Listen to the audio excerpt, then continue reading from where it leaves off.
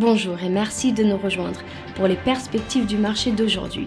Thomas va nous rejoindre, puis la salle des marchés, pour nous parler des dernières évolutions. Thomas ? De petits groupes de manifestants sont descendus dans la rue une semaine avant que le Salvador n'adopte le Bitcoin comme monnaie légale, alors que les protestations contre la loi sur le Bitcoin se multiplient.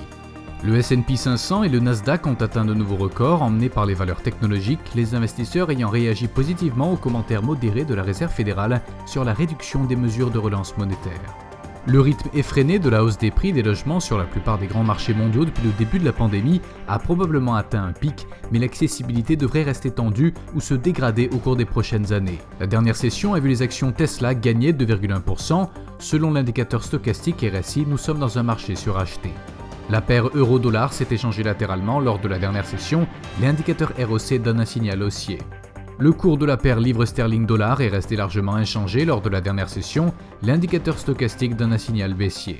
La paire dollar australien-dollar américain a connu une légère baisse de 0,2% lors de la dernière session, l'indicateur stochastique RSI indique un marché suracheté. Les commandes de construction du Japon seront publiées à 5h GMT, l'indice AIG des performances MFG de l'Australie à 22h30 GMT, l'évolution du chômage en Allemagne à 7h55 GMT, l'indice des directeurs d'achat de Chicago aux États-Unis sera publié à 13h45 GMT, les mises en chantier de logements au Japon à 5h GMT, les indices S&P Case-Shiller des prix de l'immobilier résidentiel aux États-Unis à 13h GMT.